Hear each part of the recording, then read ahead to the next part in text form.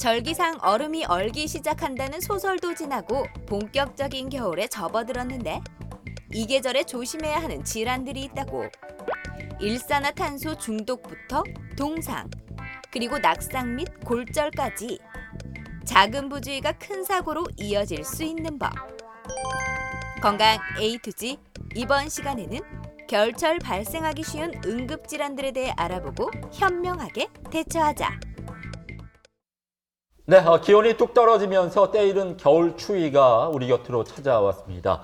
이맘때가 되면 이제 심근경색이나 뇌졸중 같은 심뇌혈관 질환도 각별히 조심을 해야 되겠지만은 또 신경 써야 될 질환이 있다고 합니다. 네, 그래요. 이 낙상으로 인한 골절과 동상 그리고 네. 일산화탄소 중독이 있는데요. 이런 네. 질환 때문에 겨울철 응급실을 찾는 환자들이 늘고 있다고 합니다. 네. 건강 A2G 오늘은 겨울을 맞아서 네. 겨울철 응급사고 대처법에 대해서 자세히 알아볼까 합니다. 네. 오늘 도움 말씀 주실 분 모셨는데요. 네. 대구 가톨릭대학교 병원 응급의학과 장태짱 교수께서 나와 계십니다. 네, 안녕하십니까? 반갑습니다. 안녕하십니까. 이제 매년 겨울철만 되면은 일산화탄소 중독 사망 사고가 잇따르고 있는데요. 네. 1년 전에 고등학생 10명이 강릉의 한 펜션에서 일산화탄소 중독으로 사망하거나 또 중환자실에 눕는 그런 안타까운 사고가 발생을 했었는데 네. 아직도 기억이 생생합니다. 교수님, 실제로 이 일산화탄소 중독 사고가 많이 발생하고 있죠? 예, 최근 들어서 많이 증가되고 있는 추세고, 일산화탄소 중독에 대해서 우선 설명을 드리면은, 일산화탄소 가스 자체는 무색, 무취, 무미, 비자극성 가스라서 노출되더라도 인지를 잘 못하는 경우가 많이 있고, 일반적으로 탄소가 포함된 물질을 태울 때, 불안전 연소할 때 대부분 많이 발생을 하게 됩니다. 응급실에서 흔히 오시는 경우는 화재 현장에서 연기를 흡입하고 난 다음에 오시는 경우가 가장 많고, 보통 이제 화석 연료를 사용하는 난방 시스템, 난로나 보일러나 등유 히터, 숯불 그릴, 굴뚝 연통 등을 사용할 때는 이러한 사고들이 충분히 발생을 할 수가 있습니다. 또 최근에는 이제 캠핑 활동을 많이 하면서 그 캠핑장 안에 실내 공간에서 화덕에 불을 피우거나 아니면은 뭐 난방 시스템을 돌리다가 안타깝게도 노출돼서 사고를 당하는 경우가 많이 발생을 하고 있고, 그보다 또 조금 더 문제가 되는 거는 최근에 이제 연예인 자살 사고 이후에 베르테로 효과로 인하여 대부분 사람들이 이제 자살 수단으로 일산화탄소 중독을 많이 또 시도를 하고 오는 경우가 좀 많아서 좀 안타깝다고 할 수가 있겠습니다. 그 발생 현황은 예전에는 이제 연탄 보일러를 많이 사용을 했기 때문에 과거에 1970년도에서 80년도까지는 연탄 사고에 의한 일산화탄소 중독이 많았었고, 점차적으로 계속해서 지금은 환자는 증가되고 있는 추세가 있습니다. 그래서 일반적인 비의도적 중독은 연탄가스나 저희 난방기구 때문에 사고 나는 것은 대부분 이제 겨울철이 많이 사용을 하게 되는 겨울철에 발생이 많고, 의도적인 중독, 자살 사고는 월별 차이를 크게 보이지 않고 발생하고 있습니다. 그래서 20개 대학병원의 일산화탄소 중독 현황을 보시면은 매년 그래프가 이렇게 우측 상방 쪽으로 상승하는 양상을 보이고 있고, 대부분 이제 그 4분기나 1분기 겨울을 포함하는 분기에서 그 발생률이 높다고 할 수 있겠습니다. 일산화탄소 중독은 저희가 일반적으로 헤모글로빈은 산소와 결합을 해야 되는데, 일산화탄소 가스 자체가 헤모글로빈하고 붙는 능력이 산소보다 230에서 270배 정도 굉장히 많이 높고, 마이오글로빈이라고 근육세포나 심장세포에 있게 되는 이러한 세포하고는 산소보다 20에서 25배 정도 결합을 많이 하기 때문에 특히 이제 심장수축력이나 심박출량 감소로 인해 가지고 심정지나 쇼크 증상을 현장에서 보일 수가 있습니다. 그리고 머리 쪽에 있는 신경글로빈과도 결합을 하게 됨으로써 신경학적 증상도 좀 많이 일으키게 됩니다. 그리고 보통 이제 산소 공급을 방해하는 것도 있지만 이 조직에서 산소 해리도 억제를 하기 때문에 전반적으로 몸 전체적으로 해가지고 산소 공급을 많이 떨어뜨리고 저산소 상태를 만들기 때문에 세포 손상을 많이 가져오게 됩니다. 특히 이제 현기성 대사가 증가하게 되고, 이러한 현기성 대사로 인해서 몸에 안 좋은 대사 산물이 많이 쌓이게 되고, 이게 다시 이제 허혈성 조직에 재관류가 되면서 세포막에 손상이 생기거나 세포 손상이 생기거나 염증 반응이 악화됨으로 인해서 환자가 이제 지속적으로 상태가 나빠지는 경우가 발생하고 있습니다. 네, 일산화탄소 중독이 사망으로까지 이어지잖아요. 이 증상이 서서히 진행되는 건지가 궁금하고요. 또 일산화탄소 중독을 금방 알아챌 수 있다면 적어도 죽음에까지 이르지는 않을 것 같은데 좀 어떤가요?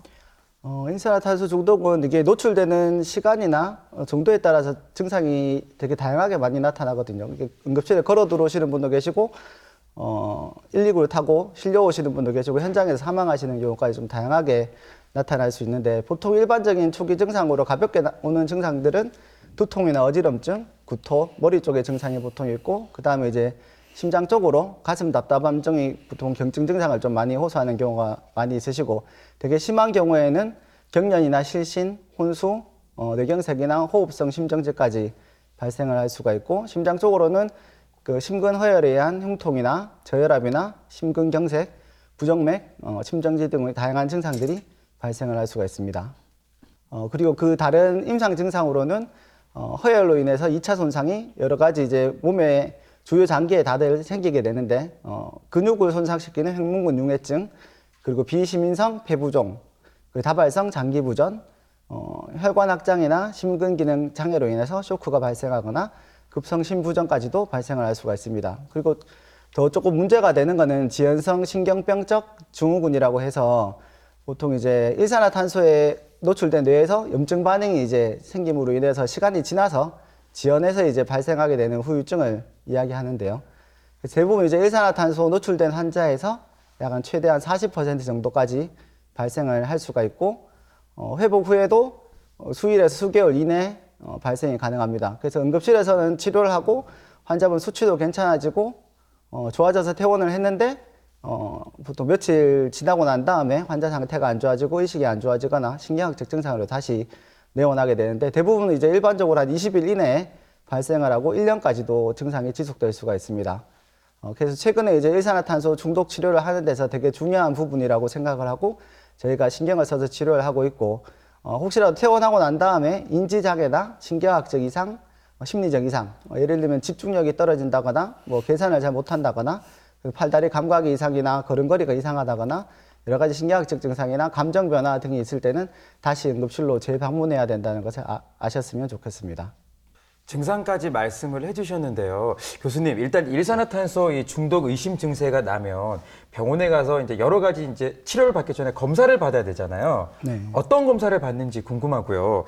그리고 제가 예전에 그 TV 자료화면을 보니까 이 중독되신 이 환자분들이 좀 왜 그 잠수함처럼 생긴 네. 고압산소 치료기기에 들어가서 이제 회복되는 과정을 봤거든요. 네. 근데 이 기기가 병원마다 다 있는 건 아니라면서요. 네, 다 아직까지 뭐 다 있지는 않습니다. 그래서 일단 진단을 먼저 진단하는 법을 설명을 드리면은, 일단 환자의 병력이 제일 중요하죠. 이게 일산화탄소에 노출된 환자인지 아닌지, 그러니까 뭐 현장에 도착했을 때 주변의 상황 자체가 일산화탄소가 생길 만한 상황인지를 파악하는 것이 제일 좀 중요하고, 그 다음에 일산화탄소 결합 헤모글로빈 수치를 측정하는 장비가 있습니다. 저희가 피검사나 장비를 통해서 확인을 하게 되면은 수치가 이제 일산화탄소 결합 헤모글로빈 수치가 얼마라고 나오면은 그 임상적으로 저희가 일산화탄소 중독 환자라고 인지를 할 수가 있습니다. 그리고 뇌실질 검사로 머리 쪽에 두부에 CT나 MRI 검사를 통해서 실질적으로 전형적인 일산화탄소 중독의 양상을 보이는 경우에도 진단이 가능하고, 대부분 이제 머리 쪽에 합병증이나 심장 쪽 합병증이 많기 때문에 기본적으로 저희 신경학적 검사라든지 심전도 검사라든지 기본적인 피 검사, 그리고 우리 근육 수치, 마이오글로빈 아니면 심장 효소 수치 등을 통해서 간접적으로 환자의 상태를 평가해낼 수가 있겠습니다. 치료로는 응급실에 내원하게 되면 환자 상태가 되게 안 좋으신 상태 응급한 환자인 경우에서는 저희가 기도를 유지하고 호흡을 유지하고 순환 보조를 우선적으로 처치를 해주고, 기본적인 치료는 이제 산소가 되게 부족한 환자분이 상태이기 때문에 100% 산소를 즉각적으로 공급을 해줍니다. 일반적으로는 비제어온 마스크라든지 기관 내 삭간 튜브를 삽입해서 100% 산소를 공급하게 되고, 아까와 같이 심장 쪽으로 해서 심전도 모니터링을 하고, 맥박산소 측정기라고 해서 저희가 산소 포화도를 일반적으로 측정하는 장비가 있는데, 이런 장비는 그러니까 산소, 이게 헤모글로빈이 산소하고 붙었는지 일산화탄소하고 붙었는지 구별을 잘 못해야 되기 때문에, 아까 앞에서 설명드렸듯이 일산화탄소 헤모글로빈 측정 장비를 사용해서 정확하게 진단하고 치료에도 활용을 할 필요가 있습니다. 그리고 경우가 되는 경우에서는 고압산소 치료를 고려해야 하는데 고압산소 치료는 쉽게 설명을 하면은 일반적으로 대기압보다는 대기압이 1기압이라고 하면은 2, 3기압 정도로 압력을 높인 상태에서 100% 산소를 공급하게 되는데 이렇게 하게 되면 이제 혈중의 산소 농도를 일시적으로 굉장히 많이 높여주고 각 조직으로 갈 수 있는 산소 공급량을 많이 늘릴 수가 있기 때문에 치료 효과가 좋다고 할 수가 있겠습니다. 그래서 일반적으로는 일산화탄소 방광기가 공기 중에 있더라도 방광기가 3시간에서 4시간 지나면은 방광기가 생기는데 100% 산소를 주게 되면은 그 시간이 한 60분 정도로 단축이 되고 우리 고압산소로 2에서 3기압으로 산소를 주게 되면은 15분에서 23분까지 단축을 시켜줄 수 있는 효과가 있습니다. 그래서 저희 응급실에 오게 되면은 단기적으로 이러한 산소 공급을 위해서 고압산소 치료를 사용하기도 하고 아까 앞에서 이야기 드렸듯이 지연신경 정신병적 후유증이 생기는 경우에도 보통 이 고압산소 치료를 사용을 하게 되고 이러한 경우에는 보통 치료 기간이 1에서 3개월 정도 길어질 수는 있겠습니다. 네. 그리고 고압산소 치료 하는 적응증은 일반적인 산소를 줄 수도 있는데 고압산소를 써야 되는 경우는 우리 피검사를 했을 때 일산화탄소 결합혈색소 수치가 25% 이상이거나 산모인 경우에 태아는 보통 일산화탄소 결합력이 성인보다는 훨씬 더 높기 때문에 산모에서는 수치가 조금 더 낮더라도 고압산소 치료를 고려해야 합니다. 그리고 의식 변화나 신경학적 증상, 실신이나 경련, 심장 쪽에 심근허열 증상, 그리고 일산화탄소에 장기간 노출된 경우에는 고압산소 치료의 적응증이라고 할 수가 있겠습니다. 그리고 전국 고혈압 산소 챔버 운영 현황을 보시게 되면은 2017년도 자료인데 보시다시피 아직까지 이게 설치되어 있는 병원 개수가 많지는 않습니다. 그런데 하지만 최근에는 이제 의료보험 수가도 생기고 그 응급의료센터에서는 이 장비를 갖추고 있으면은 추가로 가산점을 주고 있어서 각 병원에서 조금 더 이때보다는 설치 예정인 병원들이 조금 늘고 있는 추세라고 할 수가 있겠습니다.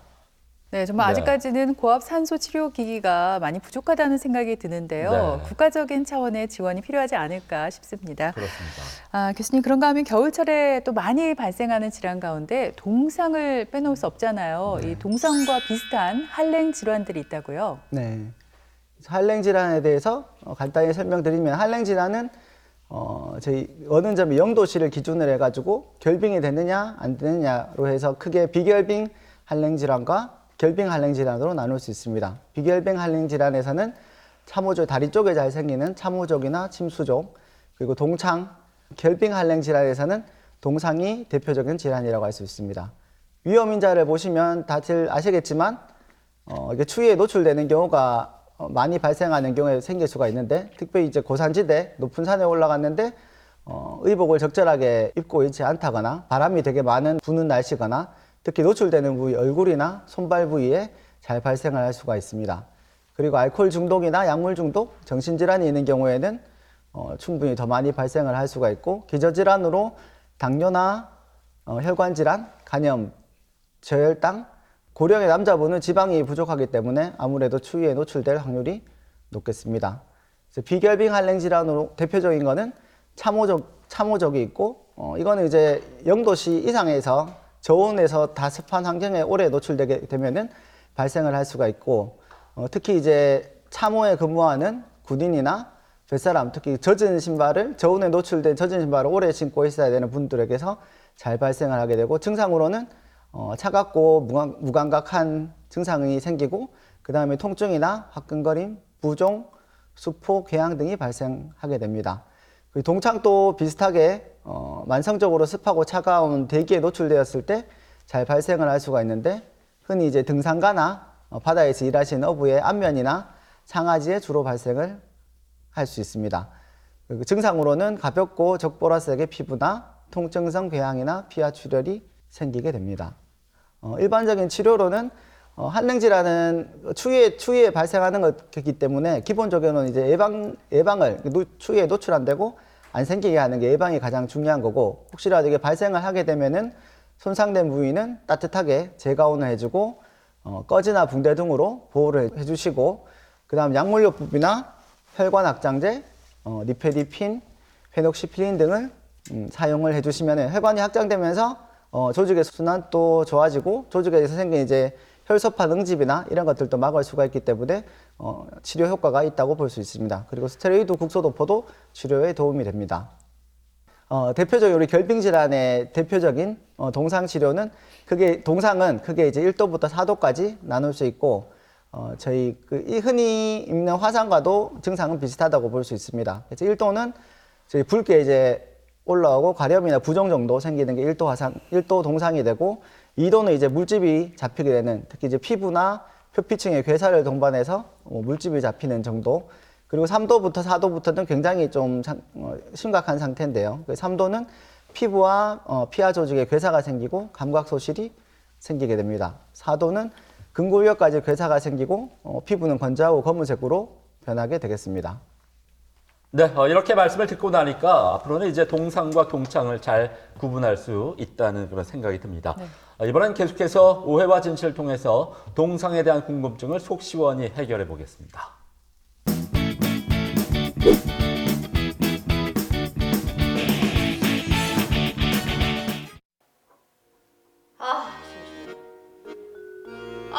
심심해. 진짜 전화를 몇 통이나 했는데 왜 전화도 안 받고 도대체 어디 간 거야 도대체? 신호는 가는데. 야. 아 완전 재밌었다 이거. 빨리. 뭔데? 어제부터 전화도 안 받고 둘이 진짜 뭐 하는 건데 지금?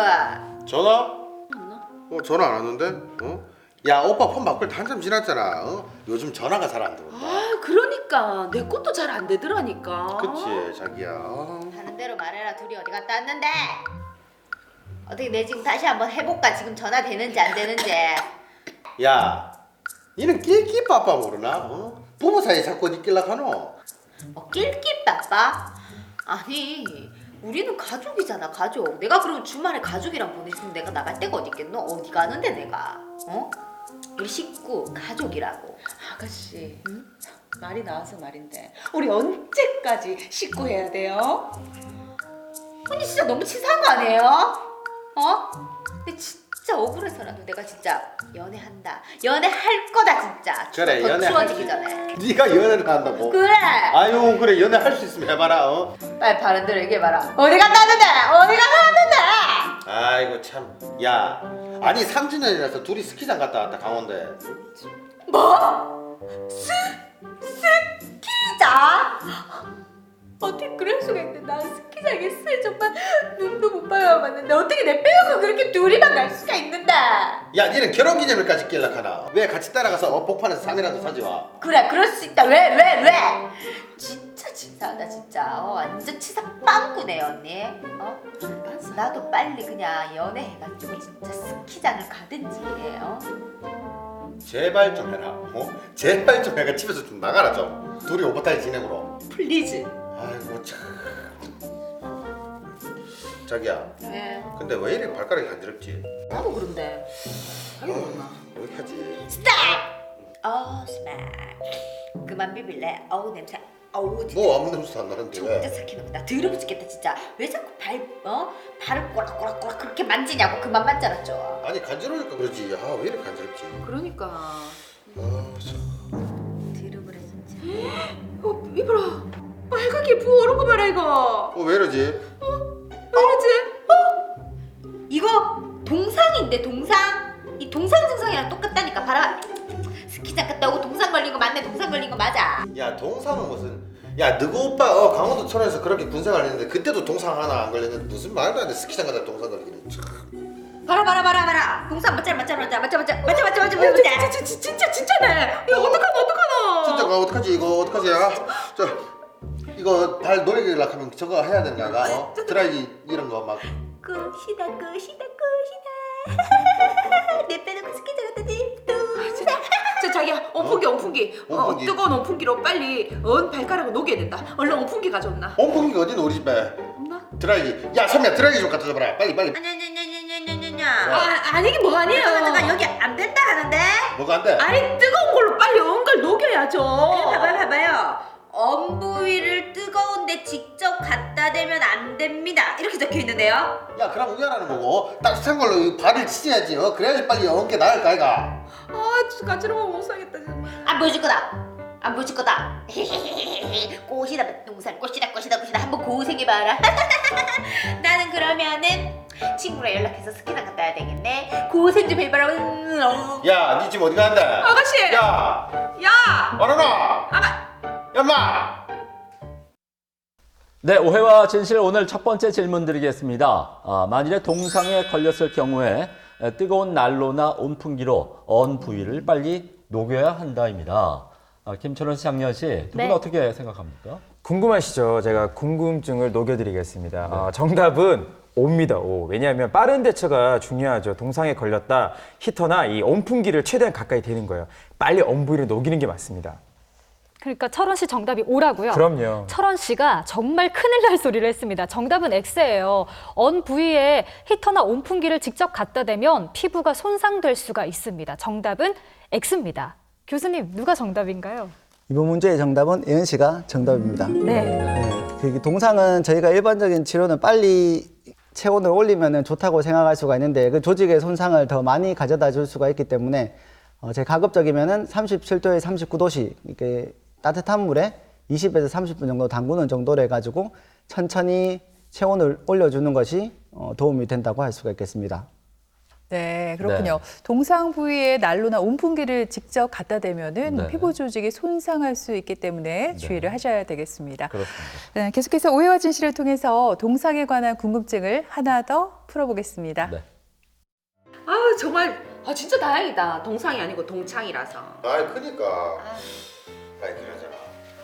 선미야가 진짜로 스키장 간다. 왜 안 오지? 그러니까 억수로 늦네. 피곤해. 너무 피곤해. 야! 왜? 니 어디 갔다 왔어? 남이사 어디 갔다 오는 말고. 이 무슨 냄새고? 썩은 발냄새. 완전.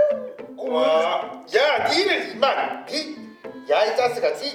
아니 집에 왜 발부터 씻어? 뭐 냄새고? 아우 진짜. 무슨 냄새? 아우 냄새. 아유 참, 나 이게 뭐고 이게. 무슨 냄새가 난다고 진짜. 아우 야, 이 아우. 그게 발 한번 봐봐라. 좀 창백해 보이지 않나? 야, 창백 무슨? 아가씨 이거 완전 동상 걸린 것 같은데 진짜 동상이다 저거는. 에이 동상은 언니 오빠 걸리게 동상이고. 야, 우리는 동상이 아니고 동창이었다, 동창. 동창? 뭐 동창 만난 둘이 동창? 난 무식하게 진짜 대화가 안 되는 진짜 대화 썩기가 싫네 정말 진짜. 아가씨 그게 아니고요. 동창이라는 거는 이거 피부만 언 거고요. 동상은 피부 하부 조직까지 얼어가지고 그 혈액 공급이 안 되는 거예요. 그렇지. 그러니까 동창은 가벼운 거고 동상은 무거운 심각한 거죠. 아, 역시 우리 와이프 똑똑하다. 아 정말. 그러면 내 살을 내 발 어떡한다는 건데 이거? 아이고, 야, 니 도대체 아니 발가락에 먼지 닦고. 야, 니 진짜 혼자 스키장 갔다 왔다. 아 내 혼자 스키장 어떻게 가나 그냥 뭐 썰매장이나 갔다 왔다. 왜 웃는데 왜? 야, 니 나이가 몇 개인데 혼자 썰매장 갔다 오라. 아이고. 아니 내 나이가 어때서 썰매장 가기 딱 좋은 나이구만 무슨. 아니 참나, 야, 위에 할 게 없어가 썰매장 가가 이래 동상을 걸리노. 참, 가지가지 한다, 가지가지 해가. 아이고. 아유, 야, 줘봐라. 오빠니까 해준다. 저기 가서 좀 해라. 잠깐, 자기야. 냄새야. 야, 이래 해야지 열이 나고 빨리 괜찮아지는 거라. 맞지, 자기야? 저기 냄새 더 심각해. 왜? 맞다 이거? 아유 진짜. 좀 그러니까 좀 조심 좀 안 하고 그냥 역시 우리 오빠밖에 없다. 당연하지. 놀고 있네 진짜. 둘 다 놀고 있어. 그만해라 좀. 내 진짜 그러다가 그러다가 상처 생기면 어떡할래? 아가씨 봐라, 무좀 있는 거 봐라. 무좀. 상처 생기면 더 심각해진다고. 야, 무덤에 있으면 진작 얘기를 하지. 저리 가라. 자기야. 하지마. 자기야. 빨리 119 전화해라. 왜? 내 지금 발이 지금 이렇다고 빨리 119 전화해라 빨리. 진짜 일부 좋아하네 진짜. 여보세요? 예, 거기 119죠. 예, 제가 그 무좀 있는 사람 발을 만졌는데 이거 어떻게 해야 되나요? 내가 보내. 뭐가 네가 지금? 아이 빨리 안 끊어. 뭘 지금 끊어? 내 발 어떻게 해? 뭘 어떻게 알지? 자기 이거 어떻게? 오해와 진실 두 번째 질문 드립니다. 네. 동상에 걸렸다면 마사지로 열을 내는 것이 도움이 된다. 이 문제도 조금 헷갈려요. 두 분 정답이 올까요? X일까요? 이번 문제 정답 저는 O라고 생각을 하는데요. 앞서 들으신 것처럼 동상은 이 혈액순환이 잘 되지 않아서 걸리는 거잖아요. 그러니까 동상 부위를 손으로 비비거나 이렇게 마사지를 하면 언 부위가 따뜻해지면서 혈액순환에 좀 도움이 되지 않을까 이렇게 생각을 해봅니다. 철원 씨는요? 저는 방금 소름 돋았어요. 제가 눈치가 굉장히 빠른 것 같아요. 이번 문제 정답은 X입니다. 왜냐하면 제가 예은 씨 정답을 듣기 전에는 O라고 했을 거예요. 아까 전에 이 뜨거운 난로나 온풍기를 직접 대면은 피부가 또 조직이 상할 수가 있다고 했잖아요. 마사지도 마찬가지입니다. 잘못했다가는 피부가 상할 것 같아서 저는 X 하겠습니다. 정답 아닌가요? 이번 문제의 정답은 철원 씨가 맞추셨습니다. 그렇죠. 네. 그래서 동상은 이제 조직이 얼어 있는 상태이기 때문에 그래서 이게 저희가 막 현장에서 이렇게 문지르고 하면은 그 조직의 손상을 더 많이 가져다 줄 수가 있고, 현장에서 할 수 있는 처치로는 수건을 감는다거나 꺼지 정도로 감고 난 다음에 병원으로 빨리 이송하시는 게 도움이 될 것으로 생각합니다. 네, 이렇게 동상 부위를 문지른다고 해도 효과가 없을 뿐만 아니라 피부 조직이 손상될 수 있고 감염 위험까지 있다, 이렇게 설명을 해 주셨습니다. 그렇다면 교수님, 동상에 걸렸을 때 응급처치를 어떻게 좀 해야 될까요? 간단히 좀 알려주시죠. 동상의 처치는 그게 현장에서 저희가 할 수 있는 처치와 병원에서 이제 할 수 있는 처치 두 가지로 구분해서 좀 설명을 드릴 수가 있는데요. 현장에서 동상이 발생한 경우에는 아까 전에도 설명드렸듯이 예방이 일단은 제일 우선입니다. 그리고 현장에서 해동하는 것도 중요하지만 해동하고 난 다음에 이제 재결빙이 되는 경우에는 조직 손상을 더욱더 악화될 수가 있기 때문에 최대한 손상된 조직을 보호하고 이송을 하는 게 기본 원칙이라고 할 수 있습니다. 그래서 현장에서는 젖은 의복이나 신발을 제거하고 따뜻한 담요로 감싸거나 저체온을 방지하는 응급처치가 필요할 거고, 환자분이 의식이 있다면 뜨거운 음료수를 마시기 위해서 체온을 올려줄 수가 있습니다. 그리고 손발 부위의 의복이나 양발을 제거하고 현장에서 이렇게 해동을 시킬 수 있다면 앞에도 설명드렸듯이 37도에 39도 따뜻한 물에 20에서 30분 정도 담그는 걸로 해동을 할 수가 있고, 특히 저희가 일반적으로 영화에서 나오거나 현장에서 마사지를 하거나 술을 마시게 한다거나 이런 것은 금기로 되어 있습니다. 그리고 이제 아까 해동할 때 뜨거운 물을 사용하는 것은 조직 손상을 더 초래할 수가 있기 때문에 역시 금기라고 하겠습니다.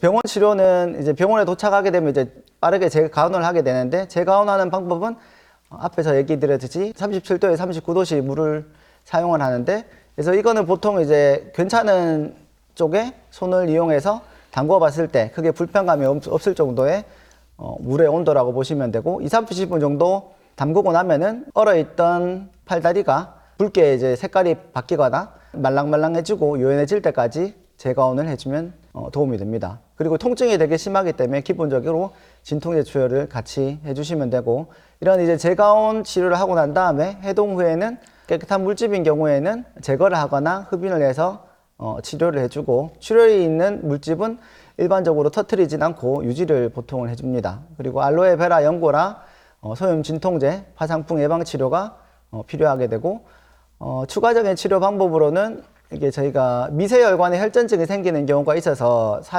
우리 손가락이나 절단을 해야 되는 경우가 생길 수 있는데, 그런 걸 또 예방을 하기 위해서 이렇게 사지가 절단을 해야 되는 상처인 경우에는 저희가 혈전 용해제라든지 항응고제 치료를 고려해서 조금 그 손상이 진행되는 것을 예방해 볼 수가 있겠습니다.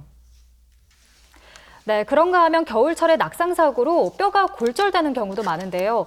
특히 어르신들의 경우에 낙상 사고로 고관절이 골절되면 이 합병증으로 심하면 사망에까지 이른다고 합니다. 교수님 어떤가요? 겨울철이 되면은 낙상 사고가 실제적으로 많이 일어나고 있습니다. 저희가 낙상 입원율을 보시게 되면은 겨울철 아닌 경우와 겨울철을 비교하게 되면 겨울철이 월등히 낙상 입원율이 높은 것을 볼 수가 있으시고, 특히 문제는 이제 겨울철에는 길거리 이동 중에 발생이 증가한다는 겁니다. 일반적으로 주거지에 발생하는 비율이 줄고 일반 길이나 간선 도로에서 발생률이 겨울철이 되면 많이 증가하게 되고 일상생활 할 때보다는 이동 중에 많이 발생을 하기 때문에 겨울철에 특히 이제 빙판길 사고나 이런 것들을 특히 이제 노인분들은 주의를 많이 하셔야 되고 이건 어쨌거나 예방을 하게 되면은 입원을 꼭 안 해도 되는 사고가 안 날 수 있는 문제인데 길거리 다니다가 미끄러지는 사고가 나면서 입원을 해야 되는 경우이기 때문에 겨울철에 이번 오는 겨울철에는 특히 주의를 하셔야 될 것 같습니다. 그래서 일반적으로 낙상이 발생하게 되면은 흔히 이제 손상되는 부위는 척추나 고관절, 손목 골절이 잘 발생을 하게 되겠습니다. 그 중에서도 고관절 골절은 인구의 고령화와 고밀도 저하와 연관이 있어서 고령의 노인분들이 넘어지는 경우에 손상이 생기는 경우가 많이 있고 이 질환의 문제는 1년의 사망률이 17.4%로 굉장히 높은 게 문제가 되겠습니다. 특히 이제 수술을 하고 난 다음이나 하더라도 거동을 못 하시게 되면은 욕창이나 폐렴이나 폐색전증 등의 합병증으로 인해 가지고 사망에까지 이를 수가 있고 가급적이면 수술이 가능하다면은 수술을 통해서 빨리 이제 움직일 수 있게 하거나 앉을 수 있게 하시면은 회복에 도움이 많이 되겠습니다. 네, 정말 네. 넘어지지 않게 조심조심 걸어야겠다는 생각이 드는데요. 그렇습니다. 끝으로 겨울철 낙상 사고와 골절을 예방하기 위해서 어떻게 하면 좋을까 궁금해지는데요. 일단 뭐 뼈를 튼튼하게 하려면 칼슘이 많이 든 음식을 많이 먹어야 되겠죠? 네, 맞습니다. 이제 그 골절에 흔히 이제 원인으로 보시면은 잘 아시다시피 골다공증이 이제 가장 좀 큰 원인이 될 수가 있는데 이거 골다공증을 예방하고 관리하는 게 중요하다고 하겠습니다. 그래서 이거 골다공증을 예방하기 위해서는 적절한 운동, 이제 뼈를 자극할 수 있는 적절한 운동을 하는 것이 중요한데 걷기나 계단 오르기, 줄넘기, 조깅, 웨이트 트레이닝 등의 방법 등이 있고 식이요법으로는 말씀하셨듯이 칼슘이 많이 들어있는 음식, 멸치나 건새우나 우유, 치즈, 두부 등의 음식을 많이 드시거나 비타민 D가 많이 포함되어 있는 연어나 고등어, 정어리, 되게 미끈미끈한 이런 생선류의 음식을 많이 드시거나 하시는 게 좋을 것 같고 술이나 담배나 카페인이나 탄산음료는 피해야 할 음식으로 되어 있습니다. 그리고 필요한 경우에는 저희가 골다공증 검사를 해서 필요한 경우에는 약물요법을 사용하게 되는데 일반적으로 칼슘 제제나 비타민 D 제제, 고릅수 억제제나 고령성 억제제 등을 통해서 적절히 주기적으로 시행을 하셔야 되고 필요한 경우에는 약물요법도 병행하시면 골절을 예방하실 수 있겠습니다. 그리고 실내에서 예방할 수 있는 방법으로는 어쨌거나 낙상 사고를 방지를 해야 하기 때문에 안전한 가정 환경을 만들어 주셔야 되는데 넘어지지 않기 위해서 바닥에 있는 물기를 없앤다거나 화장실 바닥에 미끄럼 방지 매트를 깔아 두신다거나 문턱을 낮춘다거나 이불 담요 등을 바닥에 두지 않아서 넘어지지 않게 하시거나 어두운 곳에서는 꼭 불을 켜고 활동을 하시는 게 좋겠습니다. 그리고 시력 저하와 관련해서 넘어지는 경우가 또 많이 있기 때문에 정기적인 시력 검사 및 교정도 그 사고를 예방하는 데 도움이 될 수 있습니다. 실외로 나가게 되면 겨울철 빙판길에 낙상을 예방을 하기 위해서 지켜야 될 내용들이 몇 가지가 있는데요.